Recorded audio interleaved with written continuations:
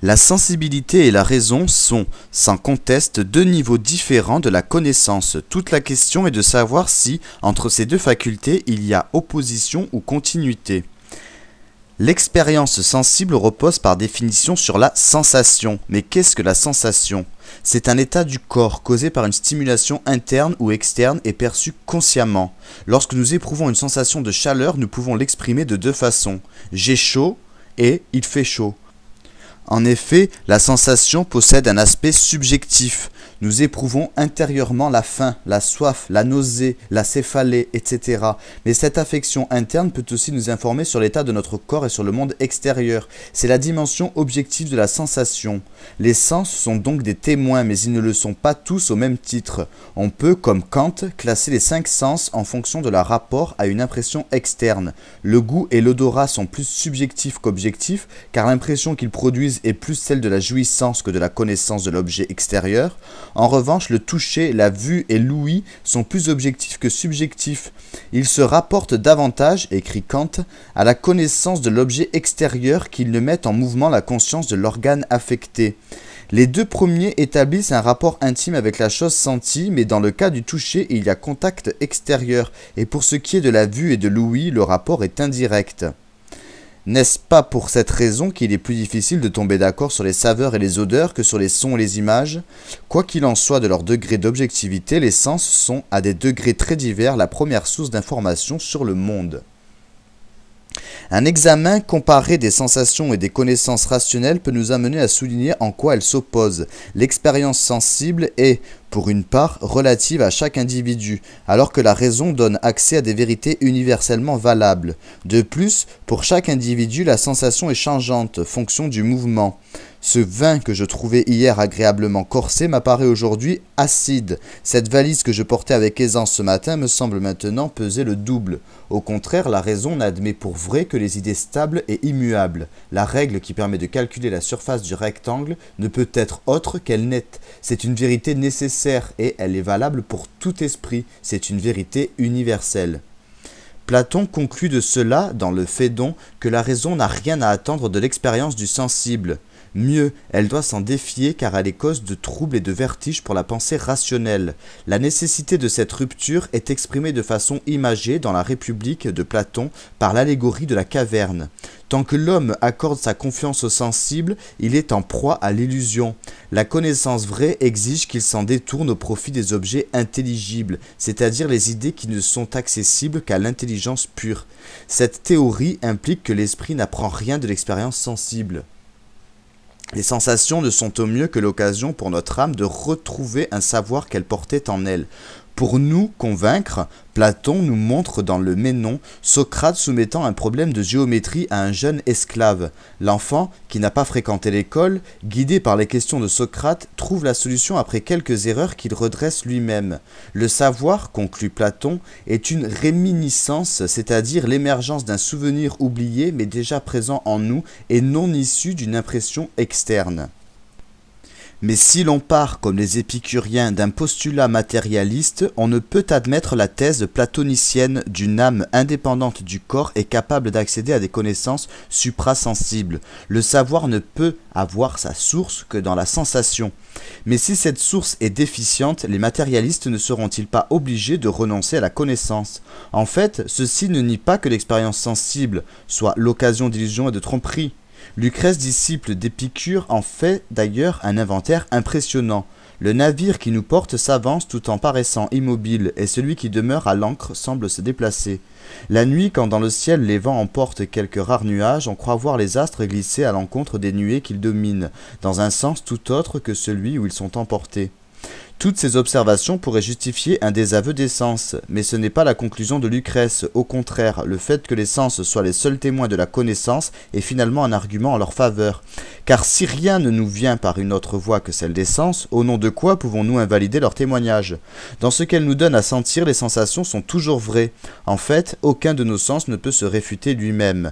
Ils ne peuvent pas non plus se réfuter les uns les autres, car une odeur ne peut pas réfuter une couleur, ni un son, une image. Quant à la raison elle-même, comment pourrait-elle réfuter les sens puisqu'elle ne provient pas d'une autre source que de nos sensations? C'est pourquoi Épicure pouvait conclure: si tu combats toutes les sensations, tu n'auras même plus ce à quoi tu te réfères pour juger celle d'entre elles que tu prétends être erronée. Au problème de la fiabilité des sens s'en ajoute un autre, celui de la réalité de ce qu'ils représentent. En effet, l'un des caractères de la sensation est de nous porter à penser qu'elle nous vient de l'extérieur, qu'il existe une réalité indépendante de nos sensations et qui les provoque. Mais avons-nous le moyen rationnel d'être certains de l'existence d'un monde hors de nous? Qu'y a-t-il de réel dans les sons, les couleurs et les autres données de l'expérience sensible? Cette question ne se pose pas spontanément. Au contraire, il nous semble que les qualités sensibles, les couleurs, les saveurs, les odeurs, appartiennent aux choses. La couleur, par exemple, nous paraît être répandue à la surface des objets et il nous semble que la lumière est seulement ce qui nous permet de la voir. Ces opinions, écrit Descartes, se sont introduites en moi par une certaine coutume que j'ai de juger inconsidérément des choses, comme par exemple que dans un corps blanc ou noir, il y ait la même blancheur ou noirceur que je sens, que dans un corps amer ou doux, il y ait le même goût ou la même saveur. Mais en réalité, selon Descartes, il n'en est rien. La sensation de couleur n'est pas la perception d'une prétendue substance colorée. Elle est, comme le montrera Newton, un effet ressenti dans le sujet percevant des différentes fréquences de la lumière. Pour nous protéger des nuisances sonores, nous faisons poser un double vitrage. Le bruit reste dehors, nous semble-t-il, puisque dès que nous ouvrons la fenêtre, il pénètre dans la pièce où nous nous trouvons et qu'alors nous le percevons. Mais là encore, c'est une illusion, si personne n'est là pour l'entendre. Le moteur de la voiture n'émet pas de son, mais des vibrations de l'air ambiant qui ne deviennent sonores que si elles excitent un tympan. C'est pourquoi Descartes écrit: « Quoiqu'en approchant du feu je sente de la chaleur, et même en m'approchant un peu trop près je ressente de la douleur, il n'y a toutefois aucune raison qui me puisse persuader qu'il y a dans le feu quelque chose de semblable à cette chaleur, non plus qu'à cette douleur. Mais seulement j'ai raison de croire qu'il y a quelque chose en lui qui, quelle qu'elle puisse être, qui excite en moi ces sentiments de chaleur et de douleur. » Le cartésien Malebranche soutient et argumente ce même point de vue. La perception sensorielle présente donc deux aspects, explique Galilée au début du XVIIe siècle, reprenant une idée émise par Démocrite au VIe siècle avant Jésus-Christ. Il faut distinguer d'une part les qualités premières, la forme, le volume, le mouvement qui appartiennent aux choses et qui subsistent quand on ne les sent pas, et d'autre part les qualités secondes qui n'ont d'existence que dans l'instant de la rencontre entre les choses et nos organes sensoriels. La qualité sensible n'est que la phase subjective de phénomènes dont l'aspect quantitatif est mesurable en termes mathématiques, dimension, mouvement lent ou rapide, etc. En suivant la distinction opérée par Galilée, Locke avait affirmé à la fin du XVIIe siècle que les idées des premières qualités des corps ressemblent à ces qualités, mais que les idées produites en nous par les secondes qualités ne leur ressemblent en aucune manière. En effet, dit-il, s'il est vrai que l'image dans notre esprit d'un morceau de fer ressemble à ce morceau de fer, en revanche, la douleur causée par ce même morceau de fer en taillant la chair ne lui ressemble en rien. Mais un autre philosophe anglo-saxon, Berkeley, met en cause cette différence de traitement. Pourquoi accorder aux qualités premières, la forme de l'objet, la réalité objective qu'on refuse aux qualités secondes, la couleur ou la saveur de l'objet par exemple? Car enfin, la forme d'un objet ne peut être dissociée de sa couleur que par une abstraction. Nous ne connaissons des choses que ce que la perception nous en propose. Si nous ne pouvons savoir à quoi ressemblent nos sensations de couleur, il en est de même de nos sensations de largeur ou de profondeur. D'ailleurs, selon Berkeley, il faut aller plus loin. La notion même d'une ressemblance entre notre image de l'étendue et l'étendue elle-même est dénuée de sens. En effet, parler de la ressemblance entre nos sensations et l'objet qui les provoque n'aurait de sens que si nous avions un autre moyen de connaître cet objet. Si un peintre a fait le portrait de votre arrière-arrière-grand-mère, comment pourriez-vous le juger ressemblant ou non si vous ne pouvez pas le comparer à des photographies de cette personne ? De même, il n'est pas raisonnable de penser que la forme et la taille des objets, qui ne peuvent jamais être perçus indépendamment de leur couleur, existent pourtant, contrairement à celle-ci, hors de l'intelligence qui les perçoit. Tout ce qui est dans mon esprit est idée, or une idée ne peut exister sans un esprit qui se la représente. C'est ce qui conduit Berkeley à affirmer que la matière est une hypothèse gratuite et inutile. Si toutes mes sensations sont subjectives, il faut en tirer, comme Berkeley, la conséquence extrême que rien d'autre que ce que mon esprit perçoit n'existe. Esse est percipi, être, c'est être perçu. Mais ces sensations n'ont-elles pas pourtant une origine? Berkeley affirme que les sensations que je perçois sont suscitées par Dieu. Quand j'ai faim, c'est Dieu qui excite en moi la sensation de faim.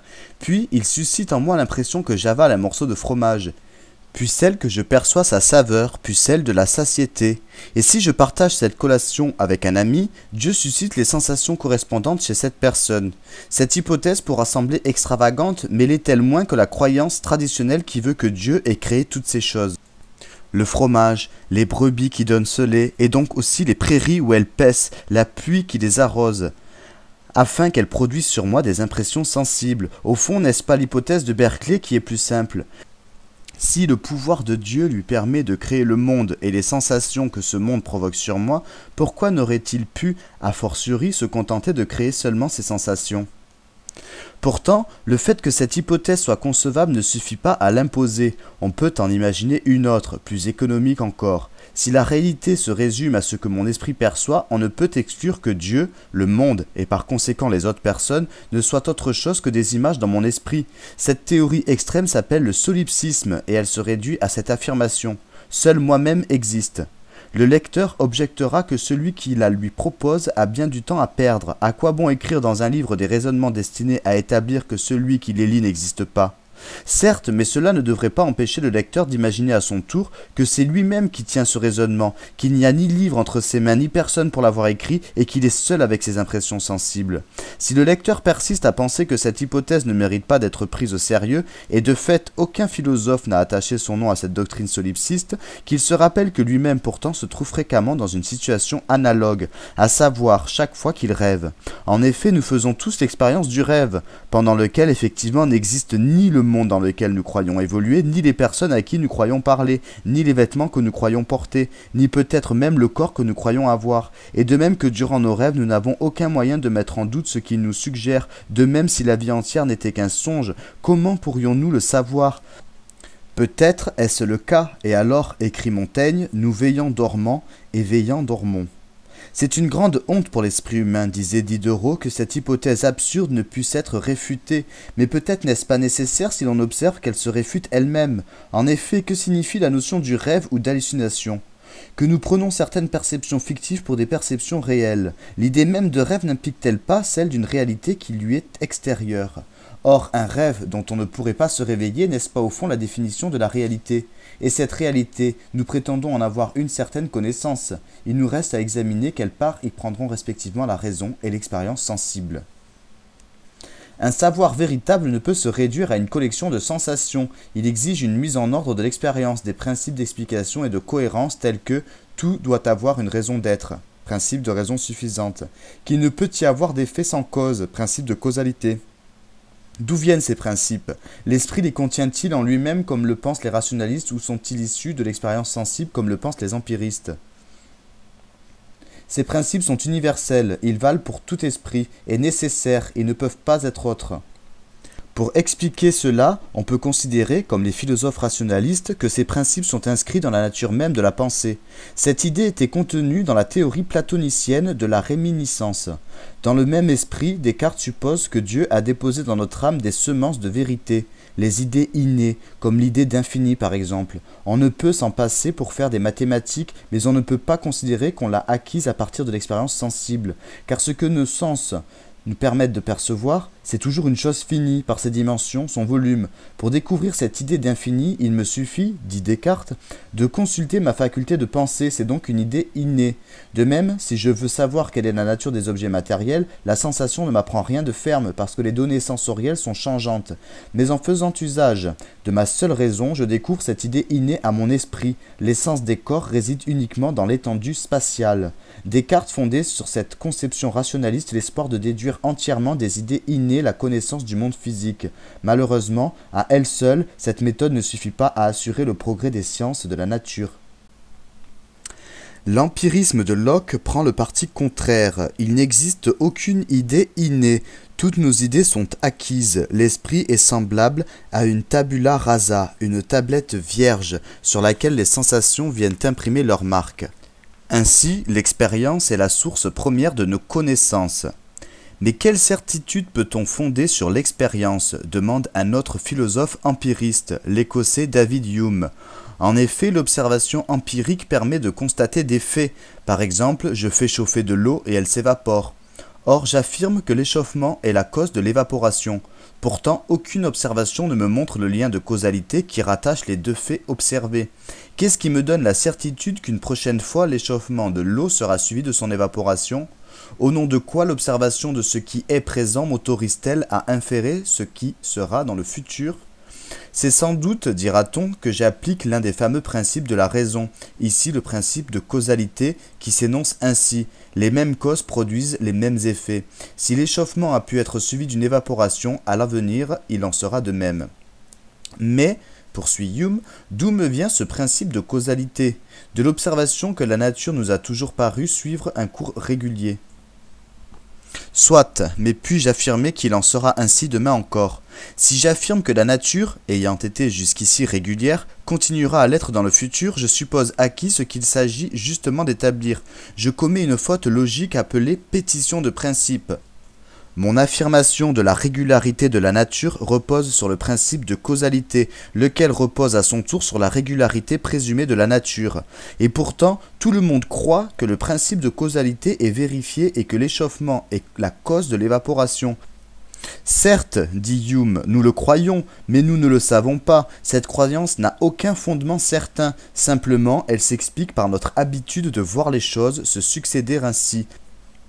Les données de la science reposent donc, selon Hume, non pas sur des lois objectives régissant la nature, mais sur les mécanismes psychologiques de l'esprit humain. Kant s'accorde avec Hume sur le fait que le principe de causalité ne peut être extrait de l'expérience, mais il n'en tire pas la même conclusion, favorable au scepticisme, que ce dernier. Kant écrit dans la Critique de la raison pure que toute notre connaissance commence avec l'expérience. Cela ne soulève aucun doute. En effet, par quoi notre pouvoir de connaître pourrait-il être éveillé et mis en action, si ce n'est par des objets qui frappent nos sens ? L'expérience est donc bien première selon Kant, mais elle ne l'est que d'un point de vue chronologique et non logique, comme le montre la suite de ce passage. Mais si toute notre connaissance débute avec l'expérience, cela ne prouve pas qu'elle dérive toute de l'expérience, car il se pourrait bien que même notre connaissance par expérience fût un composé de ce que nous recevons des impressions sensibles et de ce que notre propre pouvoir de connaître, simplement excité par des impressions sensibles, produit de lui-même. Les conditions de la connaissance, comme le principe de causalité, font donc partie de la structure même de la raison humaine, et c'est pour cette raison que nos connaissances du monde physique obéissent partout et toujours à ce principe. C'est ainsi que Kant estime résolu le problème laissé sans réponse par Hume. Si la nature suit un cours régulier, c'est que l'homme projette sur elle les cadres invariables de ses facultés de connaissance. Mais il faut, selon Kant, en tirer toutes les conséquences. La science ne peut nous faire connaître le monde tel qu'il est en soi, elle nous fait connaître seulement les phénomènes, c'est-à-dire le monde tel qu'il est pour nous, tel qu'il nous apparaît, compte tenu de ce que sont nos propres cadres mentaux appelés par Kant les formes a priori de la sensibilité et de l'entendement. Toutefois, le fait que nous ne puissions pas nous représenter la nature sans concevoir que tout effet a une cause, le fait que le principe de causalité soit inhérent à notre esprit, n'empêche pas que l'identification de la cause précise d'un phénomène donné ne peut être établie qu'empiriquement.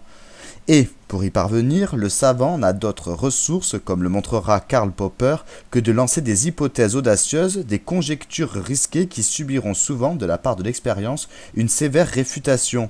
Mais c'est en tirant les leçons de ces échecs que la connaissance scientifique peut progresser. Pour récapituler les diverses façons d'associer la raison et l'expérience sensible, on peut se reporter à l'image frappante que propose Francis Bacon, 1521-1626. Les empiriques, à la manière des fourmis, se contentent d'amasser et de faire usage. Les rationnels, à la manière des araignées, tissent des toiles à partir de leur propre substance. Mais la méthode de l'abeille tient le milieu. Elle recueille sa matière des fleurs des jardins et des champs, mais la transforme et la digère par une faculté qui lui est propre. Aussi, d'une alliance plus étroite et plus respectée entre ces deux facultés, expérimentale et rationnelle, alliance qui reste à former, il faut bien espérer. Revenons-en à nos ambassadeurs. Il s'agit donc non d'un texte, mais d'une toile peinte qui est à voir, mais aussi à lire et à interpréter. Le tableau peint en 1533 par Holbein le Jeune se trouve de nos jours à la National Gallery de Londres et il représente deux personnages notables du début du XVIe siècle, deux ambassadeurs envoyés de France à la cour du roi Henri VIII. Tel est d'ailleurs le titre du tableau. Les deux ambassadeurs représentés grandeur nature sont parfaitement identifiables. Ils portent aussi bien dans les traits du visage que dans leurs vêtements somptueux la marque de leurs conditions sociopolitiques. Campés sur pied de manière symétrisée, ils occupent l'espace premier du tableau et cela d'autant plus qu'ils sont en vis-à-vis du spectateur. Certes, des objets s'ordonnent autour d'eux, mais ils paraissent être un décor d'accompagnement que le spectateur aura ensuite le loisir de détailler. Le personnage situé à la droite du spectateur a pour nom Georges de Selve. Il était également évêque de Lavaur et c'est pour cette raison qu'il est ici revêtu d'une soutane épiscopale et d'un bonnet carré. Il appuie son coude sur une Bible et sur la tranche de celle-ci est mentionné son âge. Aetatis Suae 24. L'autre personnage, à la gauche donc, représente Jean de Tinteville, seigneur de Polizy. C'est sa famille qui avait d'abord conservé le tableau et dont le nom d'ailleurs apparaît sur le globe terrestre. Son âge est également mentionné, 29 ans, et il porte les riches habits officiels de son titre d'ambassadeur, collier de l'ordre de Saint-Michel, béret orné d'épingles et tête de mort, poignard et riches ornements. Si le tableau est symétrisé verticalement, il l'est aussi horizontalement. Les deux ambassadeurs entourent un meuble à 2 étages sur lequel sont disposés divers objets. Le haut et le bas sont symbolisés par un globe céleste et un globe terrestre. Le plateau qui se trouve situé le plus en hauteur est recouvert d'un riche tapis dont la trame est rendue avec une grande finesse technique de manière réaliste. Et on peut y voir posés, entre le globe céleste et la Bible, 6 instruments d'astronomie dérivés du cadran solaire, en usage au XVIe siècle, mais dont la présence ici renvoie à une symbolique du ciel opposée à la terre. Le plateau du bas porte des instruments de musique et 2 livres ouverts. Un livre peut être identifié comme l'arithmétique du marchand de Petrus Hippianus, publié en 1527. L'autre est un cantique de Luther qui renvoie aux professions de foi protestantes, à savoir la doctrine du serf arbitre, et l'injonction à suivre les 10 commandements. L'instrument de musique est un luth dont on remarquera que l'étui est posé à terre quasiment dissimulé et qu'une corde en est cassée. Dans le dispositif qui est celui d'une perspective classique, appelée alors la perspective légitime, il y a de toute évidence un premier plan et un fond. Le premier plan est constitué par un sol de mosaïque qui d'ailleurs est une reprise de la grande et célèbre mosaïque du sanctuaire de l'abbaye de Westminster. Le fond est constitué par une grande tenture plissée et damassée de couleur verte. Mais cet ordonnancement, somme toute très classique, est visiblement perturbé par au moins 3 éléments. L'étui obscur de luth qui a déjà été indiqué et qui se présente comme une sorte de boîte noire erratique et contingente. Un crucifix de métal argenté apparaît dans l'angle gauche comme écrasé et biaisé et qui d'ailleurs pourrait très bien passer inaperçu. Enfin, comme un équivoque blasonnement, une anamorphose qui passe d'abord pour un objet étrange et qui se révèle assez rapidement être une tête de mort. Le terme anamorphose, étymologiquement, vient du grec ana qui signifie qui marque un retour vers, et morphé, forme. En physique, on appelle anamorphose le phénomène qui se produit lorsqu'un dessin déformé d'un objet étant placé perpendiculairement à l'axe d'un miroir cylindrique ou conique donne par réflexion une image de l'objet sans déformation. C'est aussi un terme relatif aux beaux-arts. Une anamorphose est une façon de déformer un objet représenté, de telle manière que si on le regarde d'un autre point de vue ou avec un instrument optique, on restitue l'objet initial, c'est-à-dire on remet en place ce qui avait été déformé par une perspective dépravée. Les anamorphoses sont des curiosités au même titre que les trompe-l'œil, qui étaient connues et utilisées avant celles que Holbein a peintes dans son célèbre tableau. Alors, qu'est-ce qu'une interprétation? Interpréter est un terme qui vient du latin interpres, qui veut dire le médiateur, l'intermédiaire, celui qui est entre 2 entités différentes. Ainsi, par exemple, si je suis à l'étranger et que je ne connais pas la langue de l'étranger, j'aurai besoin d'un interprète. Il y a nécessité d'interprétation ici que parce qu'il y a étrangeté, incompréhension, obscurité de quelque chose que je n'entends pas. Interpréter, c'est élucider et aussi donner du sens, mais parce qu'au départ le sens n'est pas évident. Disons que l'interprétation a affaire au sens, mais qu'elle n'est possible que parce qu'il y a du montré caché, du dévoilé voilé. Des écrivains comme par exemple Michel Butor dans son livre Répertoire 3, ou des essayistes comme Jurgis Baltrushaitis dans Anamorphose ont donné une interprétation de ce tableau. C'est à partir de leur approche que nous pourrons dans un premier temps interpréter les ambassadeurs. Commençons par une vanité. Qu'est-ce qu'une vanité? Dans la vie courante, la vanité est plutôt considérée négativement, et elle est le fait de s'estimer exagérément. Un personnage vaniteux est quelqu'un qui offre le ridicule de faire croire qu'il est plus ou mieux que ce qu'il est réellement. Chez le vaniteux, il y a un décalage entre l'apparence et l'être, entre l'illusion sur soi et la plate réalité, entre le discours et le vide que recouvre ce discours. Mais la vanité n'est pas seulement un défaut psychologique et moral, elle implique aussi souvent une dimension religieuse, qui se continuera dans la philosophie. Elle renvoie au fameux passage de la Bible qui est dans l'Ecclésiaste, et souvent cité. Vanité des vanités, disait Coëlette, vanité des vanités, tout est vanité. Quel profit pour l'homme dans toute la peine dont il peine sous le soleil.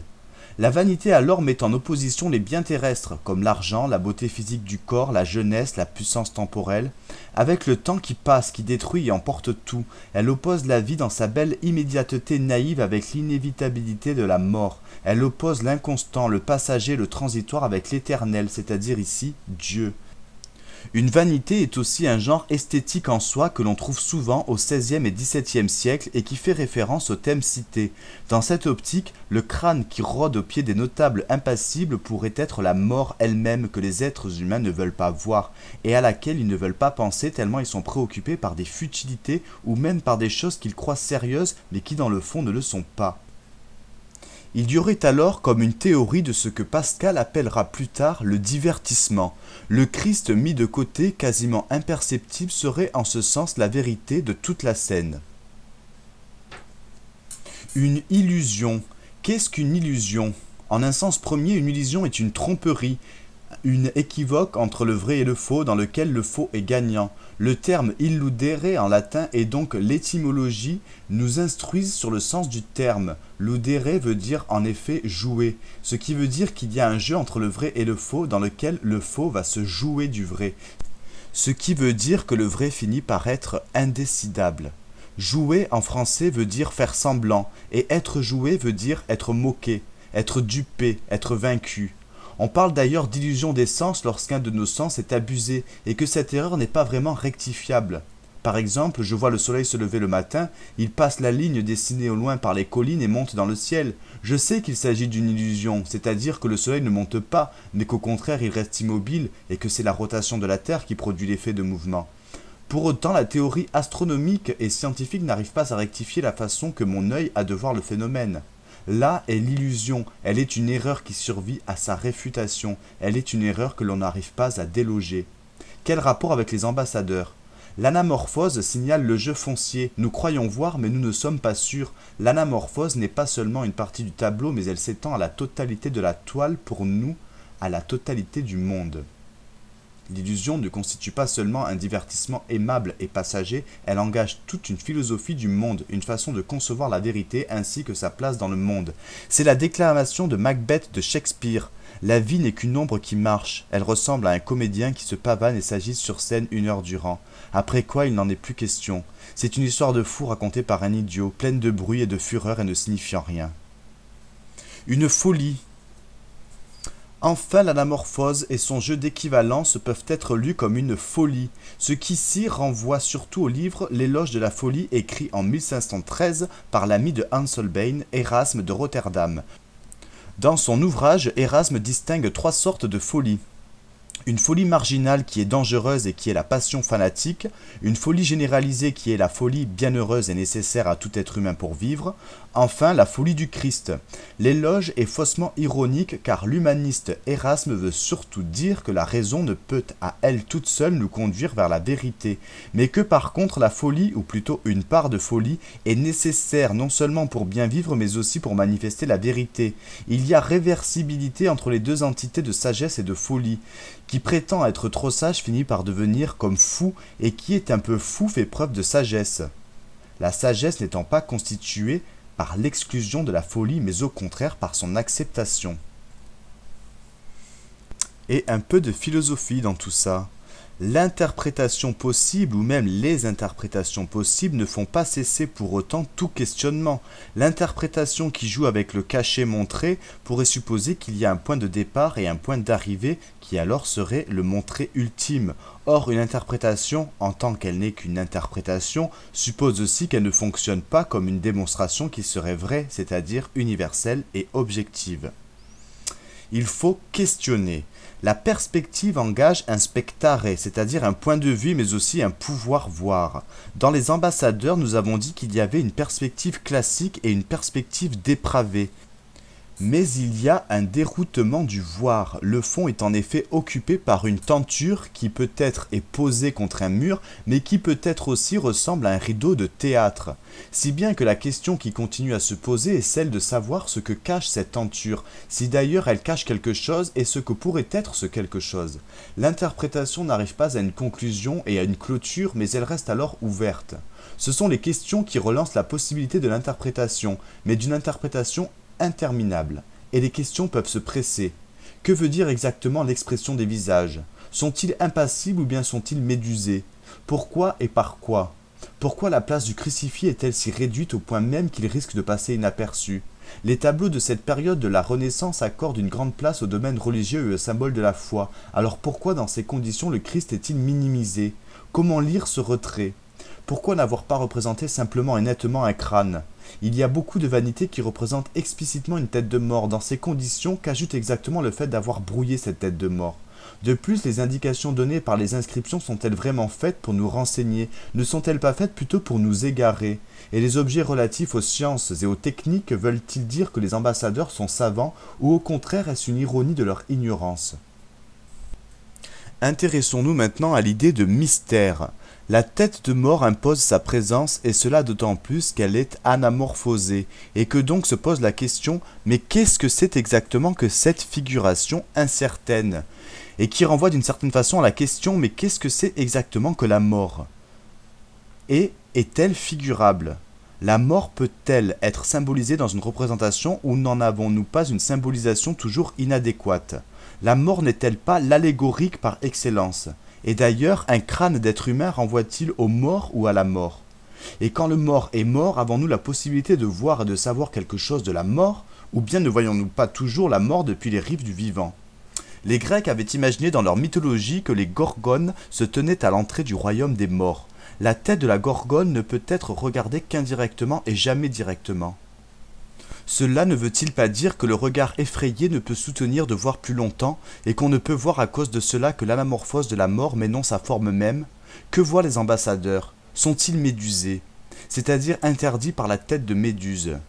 Et nous, que voyons-nous exactement dans ce tableau? Arrivons-nous à voir?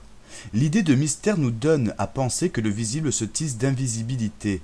La tête de mort visible se tisse de la mort, qui elle est invisible. Qu'est-ce qu'un mystère? Il est ce que nous n'arrivons ni à voir ni à entendre complètement. Il est l'insondable par excellence. Il est ce que nous arrivons jamais à élucider de manière satisfaisante et absolue. Le terme grec muo qui a donné le terme français mystère veut dire étymologiquement se taire. Ce qui signifie que le mystère est ce qui ne répond pas à notre désir d'intelligibilité, que le silence résiste à tout désir de le faire parler, que toute non-image résiste à notre imagination. En ce sens, les ambassadeurs se tiennent sur le seuil du mystère, et si le tableau nous intrigue autant, ce n'est pas seulement pour des raisons anecdotiques, mais plus profondément parce qu'il nous renvoie notre propre image. Revoyons ensemble quelques termes. Alors, qu'est-ce qu'une perspective légitime? Ça sert à faire voir qu'il y a de la profondeur. Que veut dire perspective? Ça vient du mot spectare qui veut dire voir. La perspective est née de la Renaissance. La perspective, pourquoi est-ce relatif? Parce que voir n'est qu'une façon de voir. Que veut dire le mot forme? Il vient de morphé en grec et de forma en latin. Qu'est-ce qu'un trompe-l'œil? Un jeu entre l'apparence et la réalité, un jeu d'optique. Que veut dire la vanité? C'est une qualification morale, caractéristique psychologique désignée globalement négativement. C'est une sorte de sentiment déplacé, une estimation abusive de soi. Pour le vaniteux, il y a un décalage entre le regard que les autres portent sur lui et le regard qu'il porte sur lui-même. Une citation importante de Pascal, que le cœur de l'homme est creux et plein d'ordures. Qu'est-ce que l'ennui pour Pascal? L'ennui pour Pascal est relatif à notre existence. L'être humain qui s'ennuie a un cancer à l'intérieur de lui. Ce cancer, c'est le vide. Quel est le remède pour l'ennui pour Pascal? Le remède, c'est le divertissement. Que veut dire divertissement? Ça vient de divertere, qui veut dire se détourner, c'est-à-dire je détourne mon regard pour ne pas voir la misère de mon existence. Une citation de Pascal à retenir. Danser, il faut penser où mettre ses pieds. Que veut dire une illusion? Ça vient de illudere.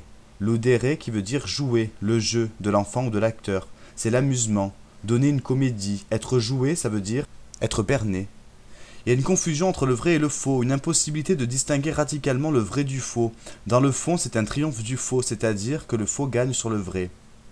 Quelle est la différence entre une erreur et une illusion? Une erreur, il peut y avoir une rectification. L'être humain s'est trompé, mais il est capable de voir pourquoi il s'est trompé et d'avoir la vérité. Une illusion, c'est une sorte d'erreur qu'on n'arrive pas à rectifier. Il n'y a pas de rétablissement de la vérité. Que veut dire se tromper? C'est croire que c'est vrai alors que c'est faux, ou croire que c'est faux alors que c'est vrai.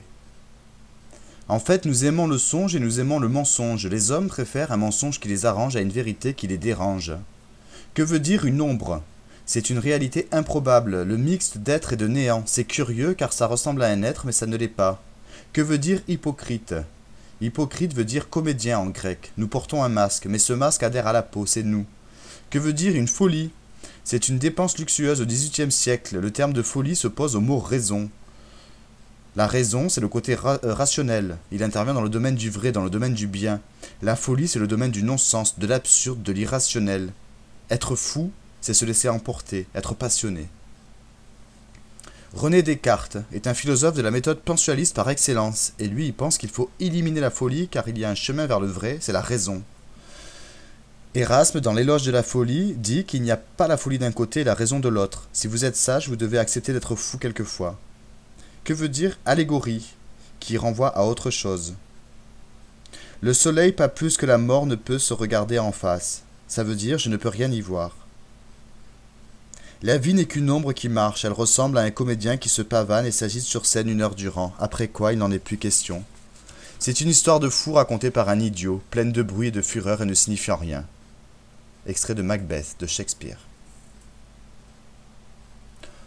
Voilà, ainsi s'achève notre leçon sur les ambassadeurs. La prochaine fois, nous philosopherons sur le mythe de la caverne. Merci, à bientôt.